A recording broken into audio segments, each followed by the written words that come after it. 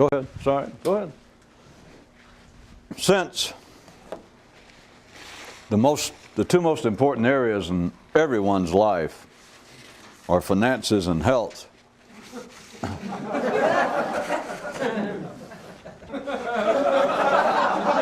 tonight we'll be discussing the impossibly high cost of having hot flashes.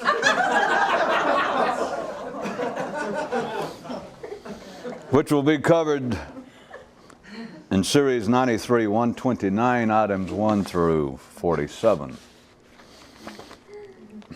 starting with number 1. And now, another excursion into that game show portion of our program called The Wheel of Family Jeopardy. Question: why only talk about things that normally interest men? Question: why talk about things that do not? Question: are you sure those are the only two possibilities? Whoa, we're rolling now. Grab a sexy letter turner, think of your own question to match any answer available, and kick a relative in their most private of private. Whoa, we're rolling now. Oh, the barely civilized wear clothes to prove it. The more sophisticated, important opinions and attitudes.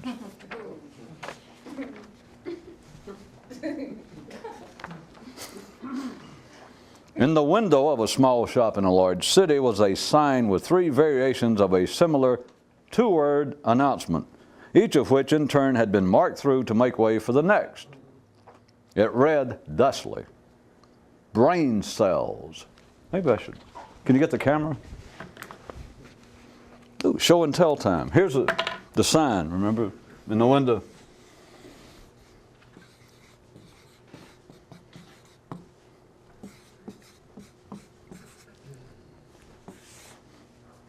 Can you see?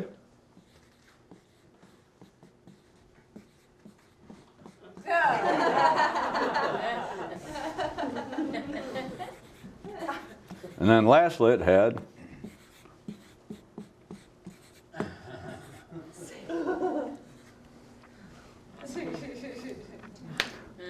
and after the censoring of the last version, the sign was silent. At a certain crossroads, a certain man paused and thought, if the true name of progress is tomorrow, and regret should properly be called yesterday, then what should I make of a possible connection between the concepts of progress and regret? During a period of low scenic stimuli, the driver said over his shoulder to the passengers, the bus driver, well, one thing that the dumb don't have to do is play dumb. And a man in an aisle seat spoke up and says, I don't see the point. And under his breath, the driver muttered, I think you just gave yourself away. When ordinary people would tell this one man that they didn't like him, he says that he can understand since he doesn't care for that part of him that ordinary people see.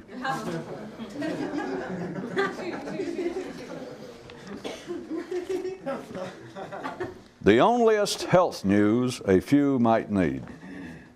Forget sin, forget psychological traumas, forget guilt and shame, and forget the destruction of the environment.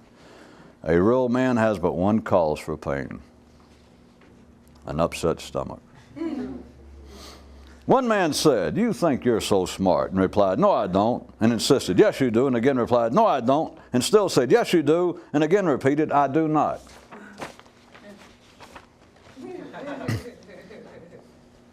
Definition time. Maturing in the city, the journey from childhood to blandness.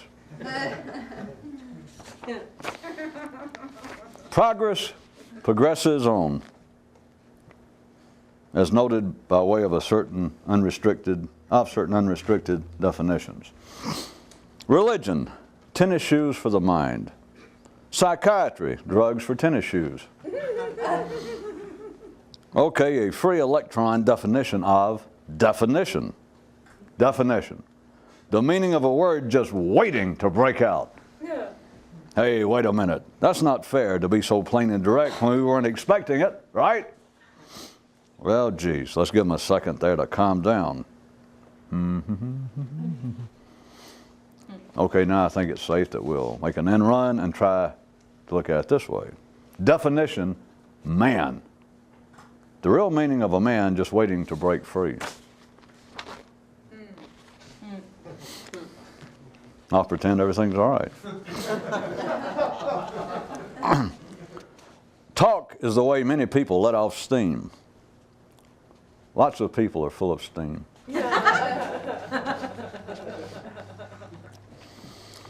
Trying to do this kind of stuff is like waking up every morning and being able to see without the interference of, those binoculars with whirlwinds trapped inside.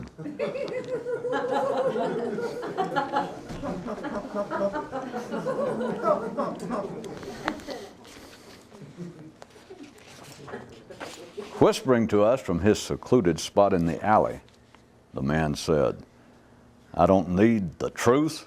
I don't need a transcendental experience. I don't need to be part of a cult or secret group. All I need is more drugs. And I guess it's pretty obvious that he doesn't realize that at city level, they're all one and the same old. And now to satisfy the many, many requests we've received from our vet viewing audience, we will now simply and conclusively explain the full and comprehensive meaning of the terms fate and karma. Here it is. We are the sum consequences of life's previous acts. Another awe-inspiring example of the beautiful balance is that you can't be civilized without believing in something, and if you believe in something, anything, then you're civilized. The world's best security fence, burglar alarm, and form of self-protection, if you could remember it. It's the title. The mind can only fool other minds regarding things mental. And the extremely alert would take this as information pertinent to the personal operations of just their own intellect. Hey, babe, says life, sucking on a lollipop as it sucker punches you. Who loves you? After some reflection on the matter, one man asked himself, does it ultimately come down to either executions for all or amnesty all around? Ooh, ooh, ooh, cried the Wizard of Oz. I do so love it here in the land of either or. Ooh, ooh, ooh. The mind loveth a cheerful giver, just so long as someday it doesn't try and become a cheerful taker.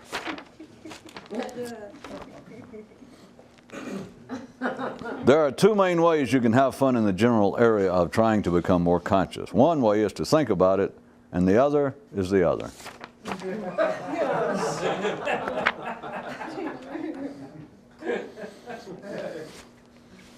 How things move from the basement to the penthouse, from the ditch to academia, and from the hoped for to the loss of memory. Once man conceived of the theory of underwear, the idea for synonyms and shifting alliances was inevitable. It is the body, the mere survival level of existence, that wishes things to never change, to forever be as they are. And it is thusly that such men's minds, that is, brains, are stuck with pictures of a God, no matter what they name him, who is in truth the verbal embodiment of habit. For as sun sustains the forest, sees the clouds, and wine the uncertain, so too does habit support physical reality, whilst the otherwise continues to seek the otherwise. In his attempt to avoid detection and capture, one man says that his thoughts are far too arresting for him to afford to be around them for too long. Will all passengers please check their schedules, if not seat assignments? If man did not have thoughts, he wouldn't believe that he was going somewhere. anywhere. If man did not have thoughts, he wouldn't believe that thinking won't actually take him anywhere. Now, sit down, open your lunchbox, and shut up.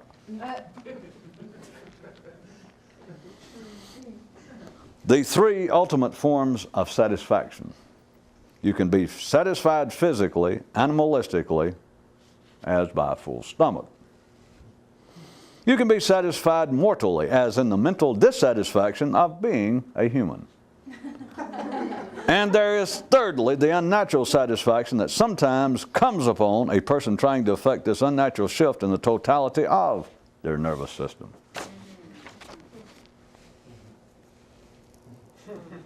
One day, a certain non-routine lad inquired of his equally unauthorized dad, which is more fun, being more conscious and struggling to be? And the father replied, I'd rather not answer that just now.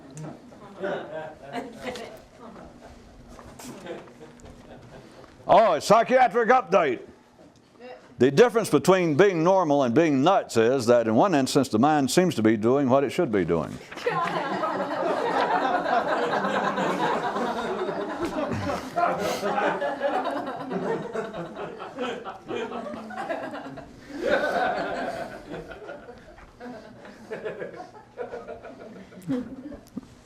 You know, we save ourselves 12 and 14 years worth of going to school, and not to mention the tuition. Item, how the mind ordinarily progresses even in areas that seem extraordinary. Thank you. First, some non-routine thinking person will internally discover his own new neural territory. Next, he will construct a verbal map of the place, the likes of which man has never seen before. Then those who believe themselves interested will try and move to the map.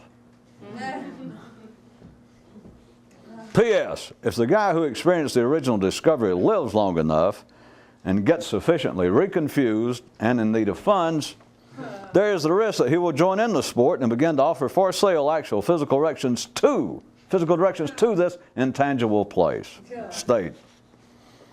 And a young child inquired of his father, is this why you cannot verbally trust anybody? And the old man replied, you're asking me?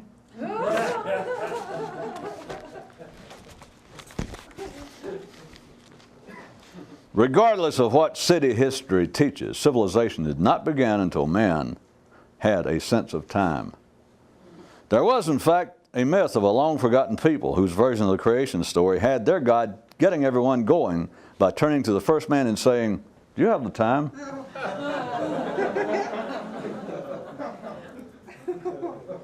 If the mind is a clock, then greater consciousness is its electricity. And note, power, energy, is impartial. It doesn't care who it drives or shocks. One guy thought, the thoughts I normally think ain't usually worth the time it takes to think them, except for the one I just thought. Right? Am I close? Am I getting somewhere or not?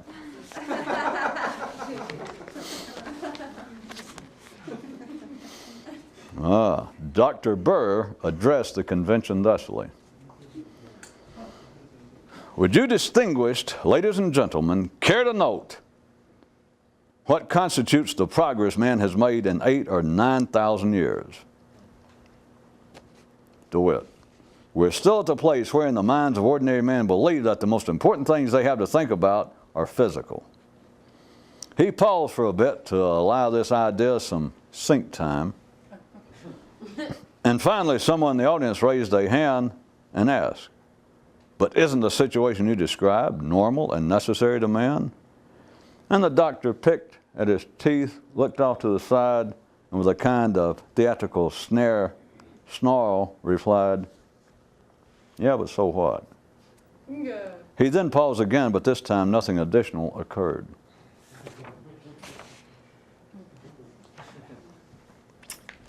There is this one cult on another planet who says that if you're really bored or don't know what to do, and you sincerely ask life to give you a break, yeah, it will either kill you or unbore you. Transcendental travel update. An easy way to play like you're mystical is to believe that you're delicate.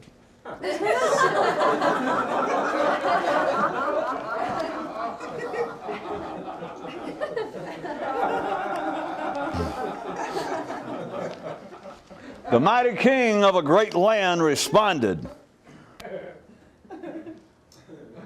"There is a simple reason that I do not believe in the existence of a deeper reality behind and beyond the reality we normally perceive. And that simple reason is that if such a reality did exist, then I, your ruler and protector, would have long ago seen it for myself." As rude history should have already bluntly revealed to the alert, the old boy has you there. One man says that he has, at long last, come up with this one, the ultimate, the supreme, the only needed example of life's crude indifference to man's non-physical life. And that is, as he puts it, quoting, "If life really had man's best mental interest at heart, then it would not let him believe that as he wears out, he becomes wiser." "Hey, chop," said a bystander to the man, "tell that to an embalmer behind in his house payments, or to young writers and critics awaiting op-ed page openings by the departure of the older, out-of-touch columnist." Fashion. A new generation sashaying down the runway. Fathers, left foot. Children, now the right, and so on.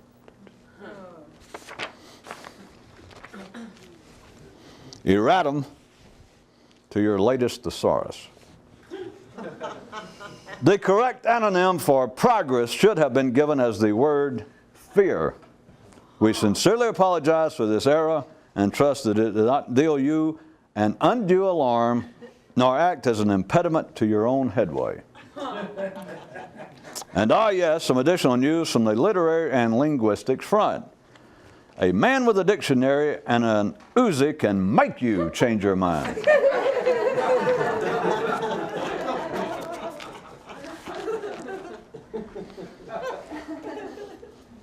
Being civilized. Being civilized. Being on a speeding train that's not actually going anywhere. So everyone must amuse themselves as frantically as possible and pretend that they're not aware of it. And if you're asked, but doesn't that just as well describe simply being alive? Well, sure, sir, but that's a bit blunt now, don't you think? Come to consider it, we've actually been down two similar tracks, probably too many times before. So here's a redoing. Being civilized. The delightful mass transit to man's collective future. Better, huh?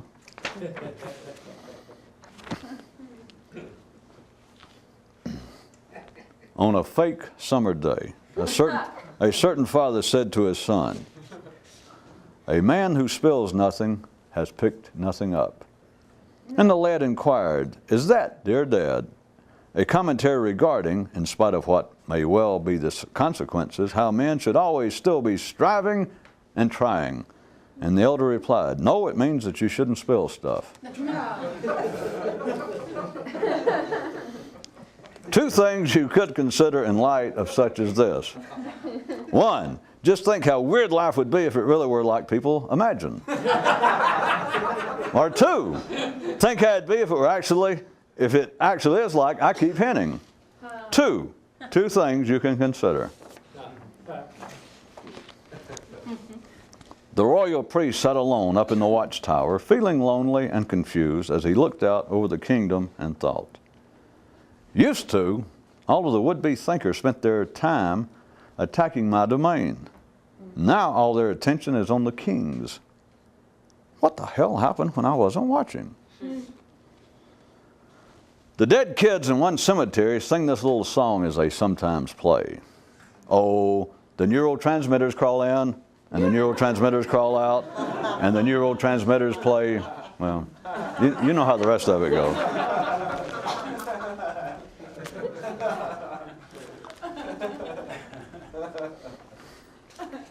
More definitions. Institutions and other forms of group activity, The result of individuals finding things that suck that they wanted to share with others.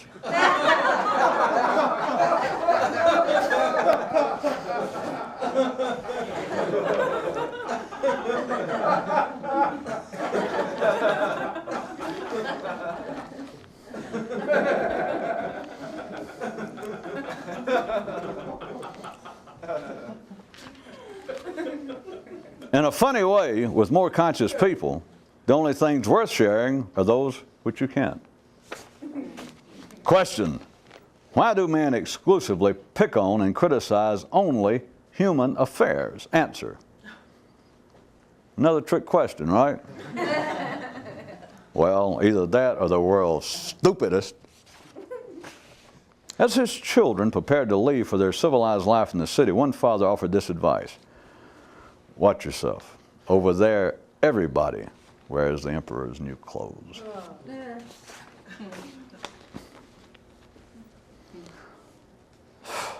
This is all one title now. The title of a guy.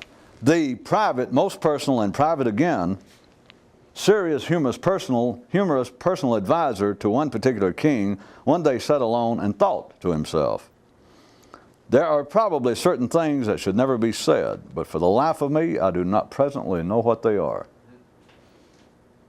Hey, don't you wish you had an internal tyrant that would put up with that?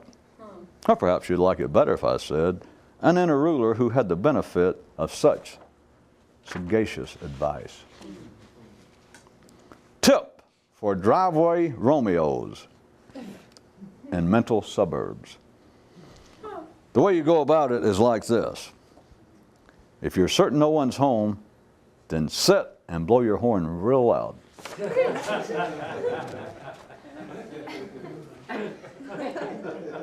Pharmaceutical update. A man with thoughts in his mind has drugs in his mind. A musing that one man presented himself with. Quoting now, which is harder, standing in the middle of the tracks and attempting to stop a train with your bare hands, or trying to slow down your mind and get it to make way for some newer activity in the area of just plain consciousness? Later he said, strike the word harder, make it read which would be more fun.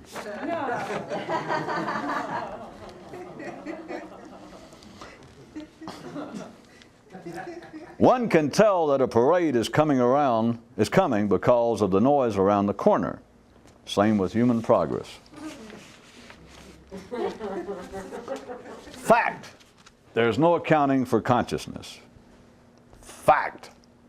This is what so irritates those who ever give it any passing thought. Well, irritates and confuses, which together end up spelling escape and relief. You see, son, said the old man, life is nice in that it will never paint a man mentally into a corner without affording him the dream that he is actually elsewhere. And the lad chewed on this for a while and said, but how come then it can't be doubly nice and allow some of us to decline the offer? And the old man bent over and fell in a ditch from his laughter. With a shrug, one man said, well, as I always say, all's well that ends well. And another man said, yeah, but nothing ever ends. And with a second shrug, the first man said, yeah, I know.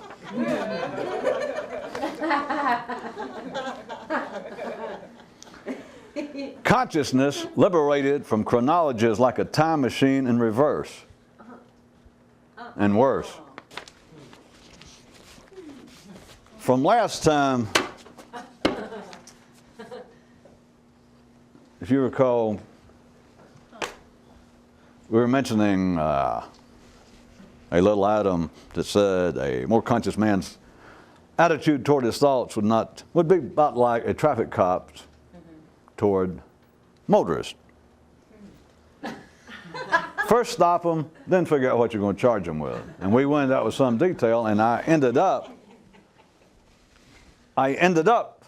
that particular comment, and that taping by saying that from one viewpoint, if you take all this, of course, happening up here, would be like this. He pulls you over. Doesn't matter who, he just pulls you over, and then this deadpan, bullet head, fur cut, guy with trooper with the shades, the mirrored shades, just walks up to your car. And before you can hand him the license, before you can ask him what it is, maybe you roll down the window trying to be nice, and he just pulls out that .357 and shoots you, whoever you are. Well, you've had a few hours to consider that, and I said at the time, I said, that is one version of two possible that are almost dance partners. The other one is like this. Consider the same story, the same picture. And a more conscious man's attitude toward his thinking. His thinking. I'm sorry. Toward the thoughts he has. Still using the simile of the traffic cop. But instead of him walking up, stopping everybody and shooting them, or at least shooting all those he stops, how about this? It is almost the same thing. But there sits the conscious man, the more conscious man, the traffic cop. You sit there by the side of the road in your vehicle, and you let everybody pass unmolested.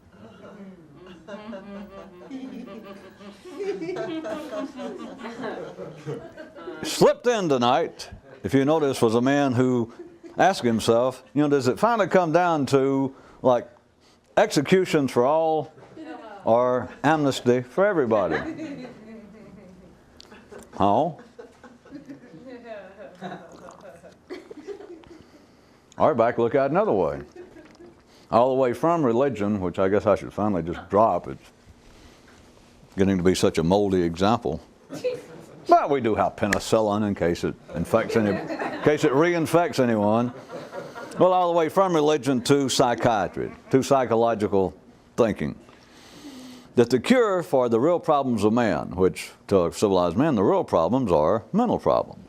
I mean, physical problems are certainly going to take you out, but they're going to take you out anyway.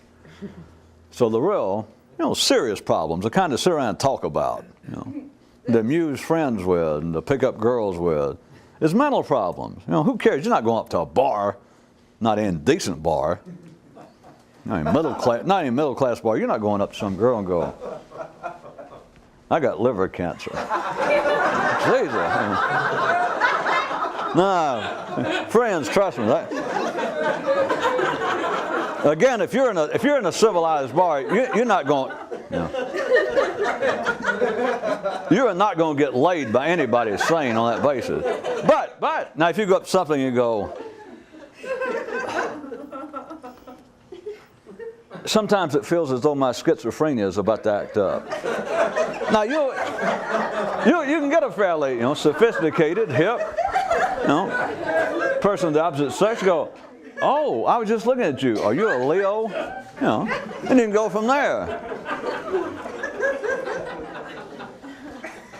Well, as funny as it strikes some of you, which shows what kind of piss-poor attitude you got toward the fine art of mental health and healing,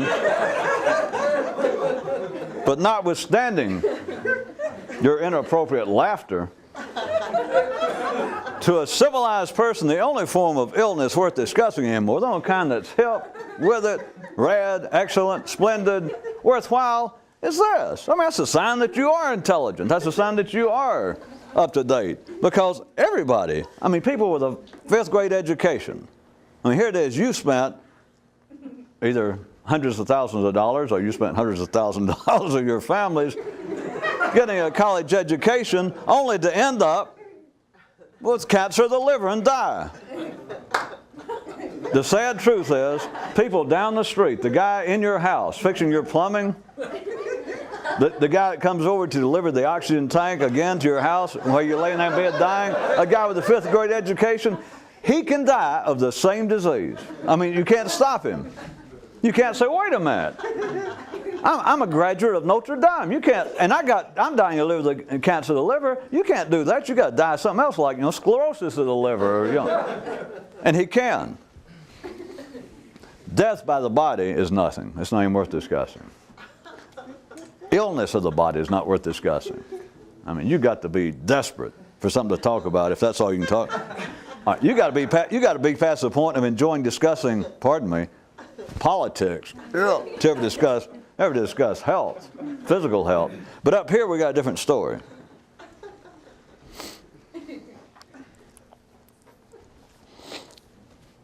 If a guy's talking about what I was going to say was when they're going to treat physical ills, I mean mental ills, before we even discuss what it is, it does not matter before we get into classifying it.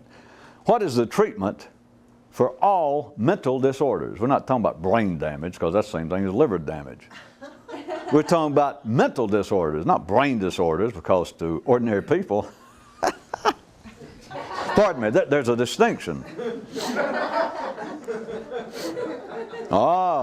But a serious distinction, not some kind of crackerjack or popcorn distinction. We're talking about serious distinction. Why else did they go to school for 14 years? To be able to spot the difference. Well, that's why you go and pay somebody $200 or $300 an hour. They say, I seem to have problems up here. And they say, up in your head area where your brain. You go, yeah. And they say, well, do you have a brain tumor? And you go, no. And you go, you're in the right place. You got mental problems. And that's just your first visit. And right away you're taken with the man. You understand this guy has the piercing insight, of Edward R. Murrow before he died of liver cancer. I mean, he could look right at it.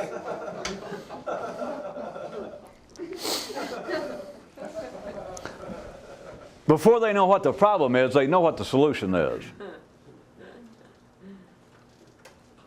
All right, I'll say it for you. The solution to all mental problems,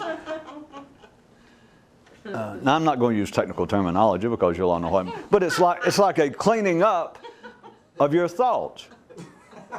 A cleaning up of your mental act. Remedial action with their good, albeit expensive help. But it is a remedial, restructuring, selectively cleansing of your thoughts. Because that's what's making you mentally nuts.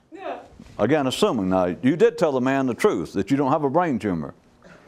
Okay. Well, you don't fool the doctor. I mean, he asked you in good faith before he took your first payment. He said, do you have an actual brain tumor? And you go, no. I just had an x-ray down at the clinic.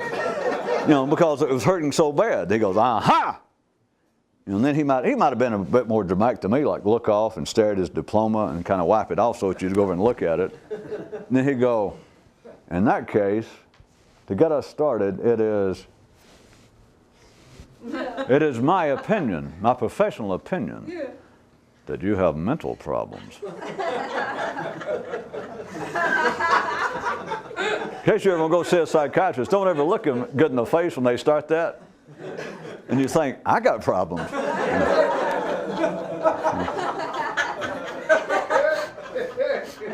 Or a priest or rabbi trying to figure out how to answer a serious question. Anyway.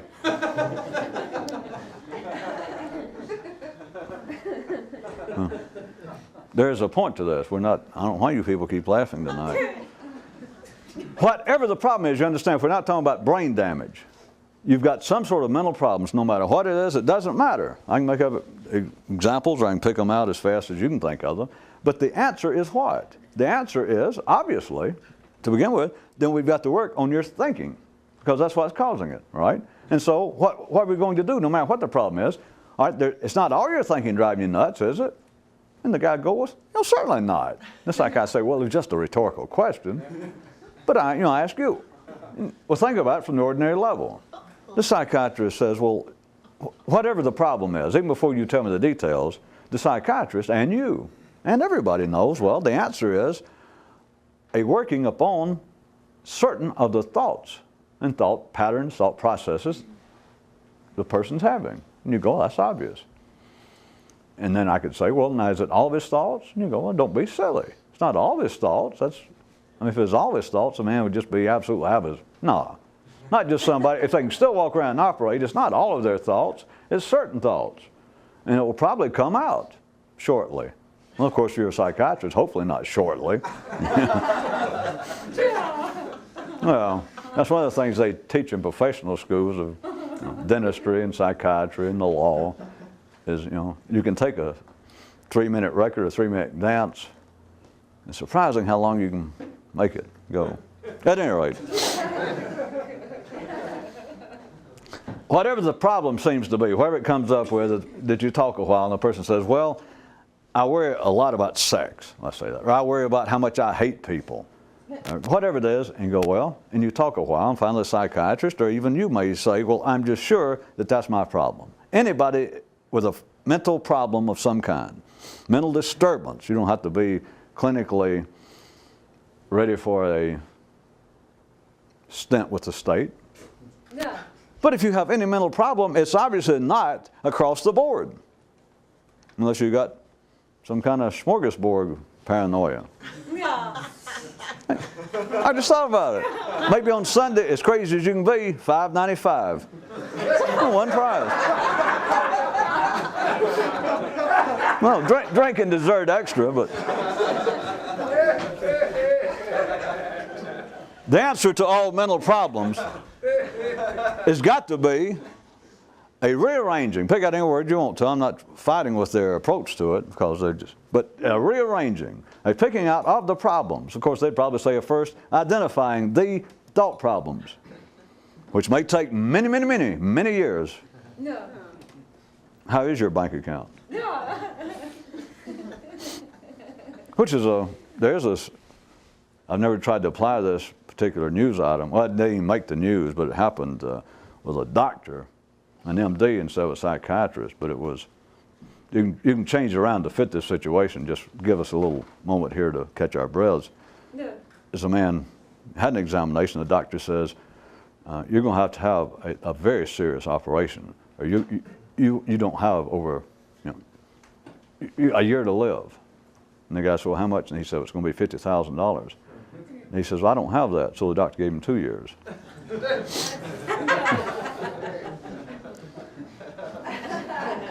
There is a simile possible there between that and psychiatry.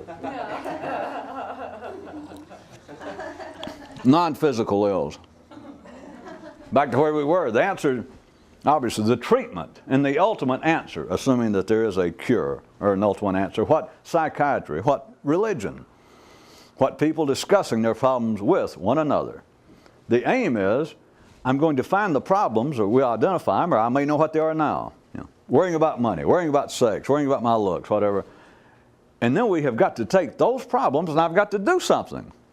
It's not all my thoughts, obviously. It's those. No. You're a cop. And we all know how dumb cops are. Oh. You're sitting there, unprincipled, uneducated, unsophisticated, short haircut. An ordinary person, in other words. It just seems like any doubt. I mean, it's the only rational statement to make that your mental problems are not all of your thoughts. It's certain thoughts, right?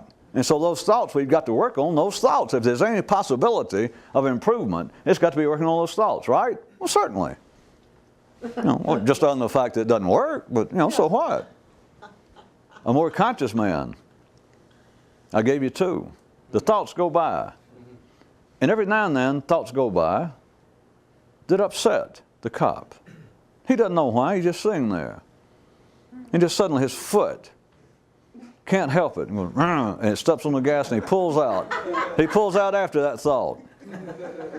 Now, I played some of this allegorical game last time. In a sense, there's no explaining it. If you were sitting there with him and say, why'd you pull it out of that car? He wasn't speeding. He goes, I'll tell you later. We could say that, or we could say, here it goes as a fancy colored sports car again, which, let's say, is a stand-in for women who've mistreated him. And constantly, expensive, flashy sports cars go by him. They may not be speeding, nothing seems to be wrong, and his foot goes, and he goes after them. If we were discussing thoughts, which of course we are, you might say that this is a kind of fixation he has. No. It is a kind of involvement with a neural idée fixe. He just goes hours a day, or 100 times a day. Who knows, enough to bother him. I'll leave it to him. I think about fancy sports cars. After that, put slash, I think about women who mistreated me. Slash, I think about women. Slash, I think about being mistreated. Slash, whatever it is. So, in that case, if you're following this allegory, but not too close. What's the definition of a good lawyer? A man who can get a charge of sodomy changed and lowered to following too close.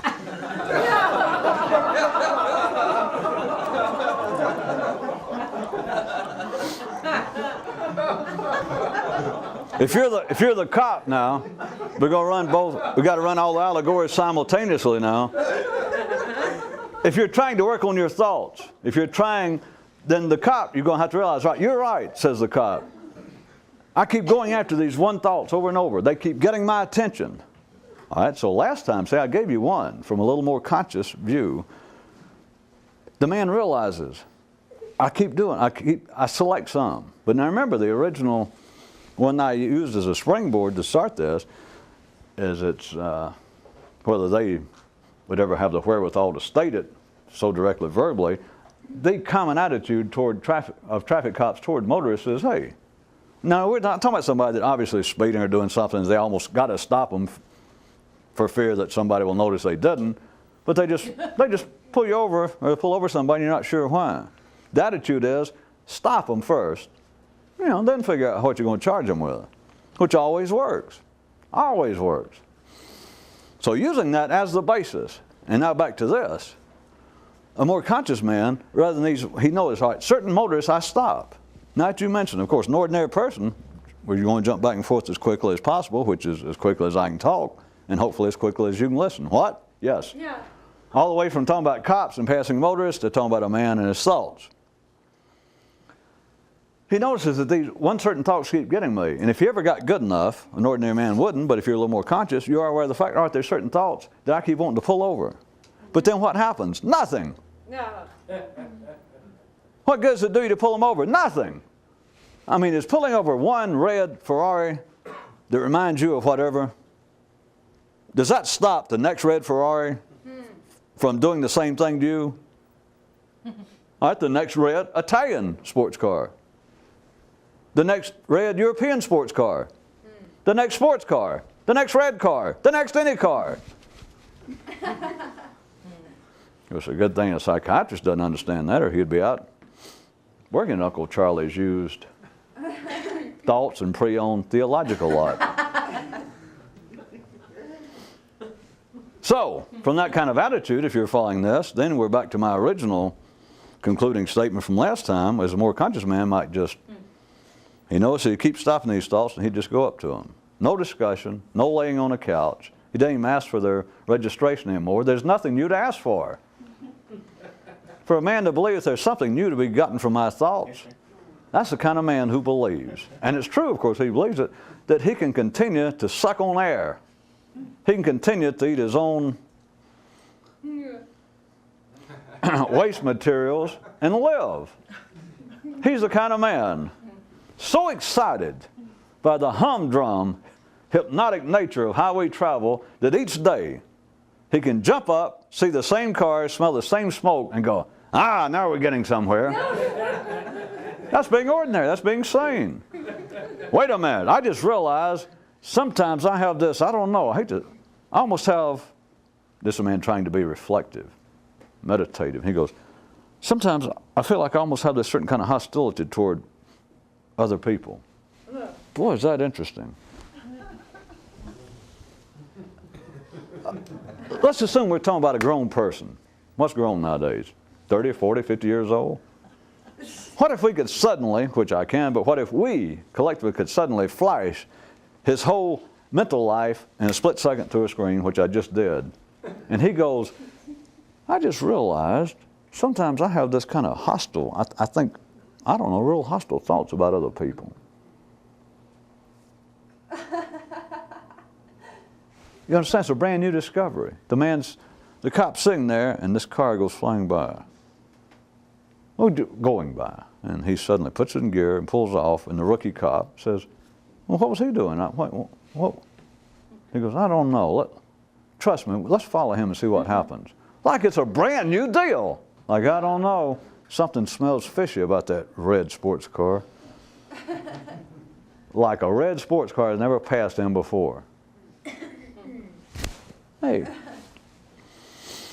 So the one attitude, if you're a little more conscious, would be that if an ordinary person, which they wouldn't ever realize it, and could act a little more conscious, a little more in their own best interest, which is I grant you, is if not illegal, an absolutely immoral statement to make, but hey, what do I care? They took away my license to preach anyway. The cop stops the thoughts, simply goes up to the window, and if he has to, which you don't, but I'm trying to dramatize a little, shades on you, and you can't see his eyes, he goes up and he goes, and you roll down the window like, yes, off.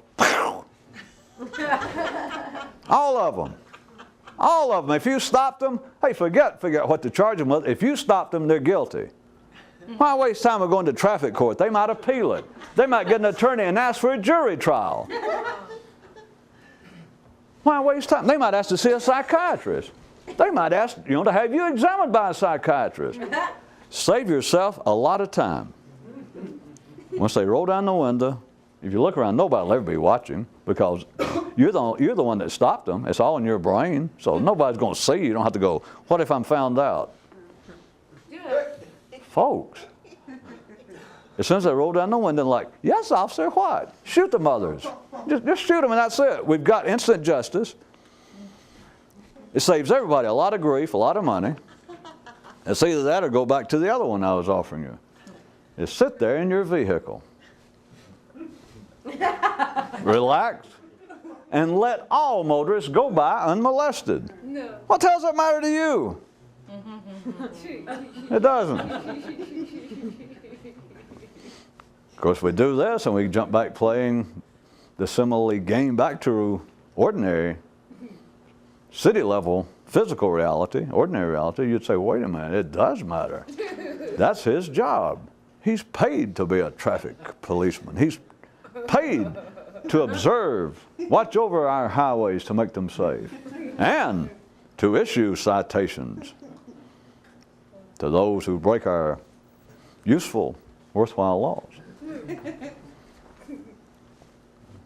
If we stay on that leg of the simile right quick, of the allegory, and go, well, that's true.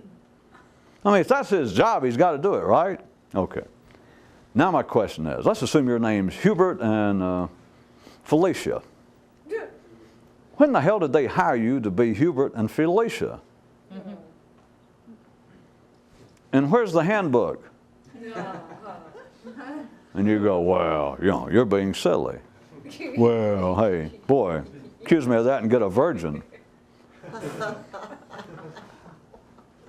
It's the cop's job. You say, well, you can't let just all the motorists' thoughts. Oh, I'm sorry, motorists. You can't just let them go by unmolested and you just sit there. No selection. You don't have to worry about we'll stop them and charge them all. Do you understand? It's the same thing. We won't stop anybody and charge them all if that's what you want. Or we won't stop anybody and not charge anybody. Then an ordinary mind could say, wait a minute. You're about to push allegories right out there into traffic.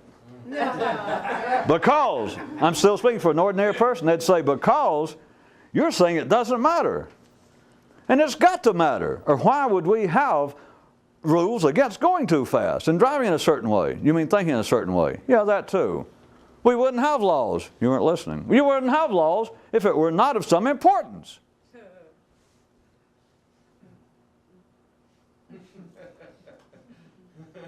Yeah. Who's going to tell you otherwise? If you're sitting in your vehicle by the side of the road, and your vehicle can be, it could either be, I don't know, could be numbered, Nebraska, number 719, or it could be numbered Hubert, or it could be, the number of your car could be Felicia. And now you sit in your vehicle, and the motorist going by. And for some reason the heat there, the hot Nebraska sun was getting to you, and you remembered something I said, and you thought, what does it matter? The thoughts are going by. I mean, motorists, some of them may be going a little fast, some are going a lot slower than the minimum speed. Everybody's got something wrong with their car. Everybody's got, And suddenly, I don't know, it's the heat, and you got the windows rolled up, and the air conditioning's weak in the car, and you're getting too hot and kind of dizzy, and you remembered something you heard me say, and you go, maybe I should just let them all pass. But suddenly, deep down from the bowels of your soul, stirs that heroic, that patriotic, that civilized reminder that I am Trooper Felicia. I am Sergeant Hubert. It is up to me to police the thoughts in my mind. It is up to me to make this kind of selective judgment. It's up to me to issue warnings, if not outright citations, to those who break our intellectual, our decent moral laws. I cannot just sit here. Why not? Well, because it's my job not to. Do I have to carry this much further? Ask this poor cop, or ask collective civilization. Neither one's going to give you the correct answer. But ask them, say, all right, we've had laws for how long? And the cop, being the expert in history and archaeology, well, in history there is, he'll say, well, we know for a fact that we have had laws codified for, what, 3,500 years, more or less. So we know that. And of course, there is no such thing as a law without a remedy. There are no laws without punishments, right? So we have had laws written down of thou shalt not. I don't guess they didn't say thou shalt not have glass-packed mufflers back in the back in the days of Athens, but you know what I mean. It said, thou shalt not drive thy chariot, over 7 miles an hour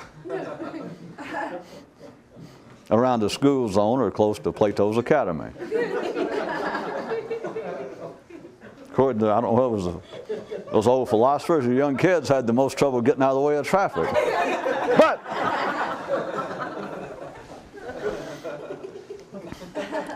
so we could say, all right, we have had 3,500 years that we know of written, codified, specific laws governing behavior for the betterment of everybody, right? And what effect has this had? Not saying that we may not be in we eat better than they did in Athens, and it's easier, we can flush the toilets and all that kind of stuff. And we can, even if they're not legal in Alabama, you can buy glass-packed mufflers to go on your Mercury. But the question is having laws against speeding. All right, what's something not quite as bad? Murder maybe. Yeah. Is having laws against murder with punishments, not just laws like, hey, come on, don't murder. That's not a law. It's got to say, thou shalt not murder, or we'll take away your car. We'll revoke your driver's license for a year.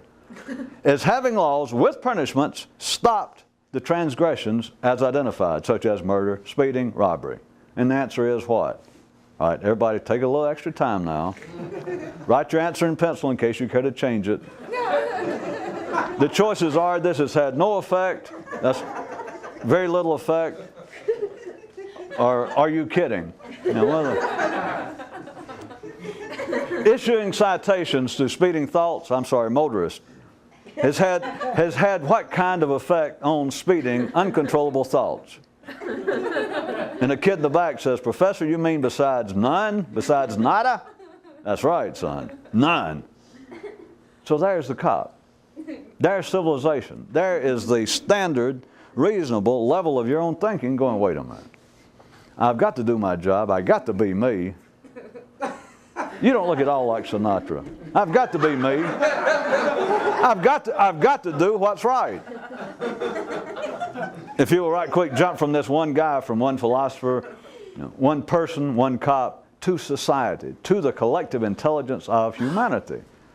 That's their answer, if they had to give one. But it's so obvious they wouldn't probably condescend to even respond to this. If you said, well, why try to do the right thing? They would consider that you're irrational, that you're uncivilized, correctly so. It's like, I have to stop and cite those thoughts. I'm sorry, motorists who are not properly obeying our civilized paradigm. I'm sorry, the rules of the highway. Yeah. We simply must, okay? And don't get into, has it had any effect? Have we stopped speeding? Have we stopped killing? No, we're not supposed to. Have we stopped eating? Yeah. if they'd passed a law back in the days, back in the Ho Ching dynasty, or was it dysentery? If they'd done that, not just speeding, not just murder, what if they said, no more sex? Would that have stopped it? Of course, if it had, we wouldn't know because we wouldn't be here, right?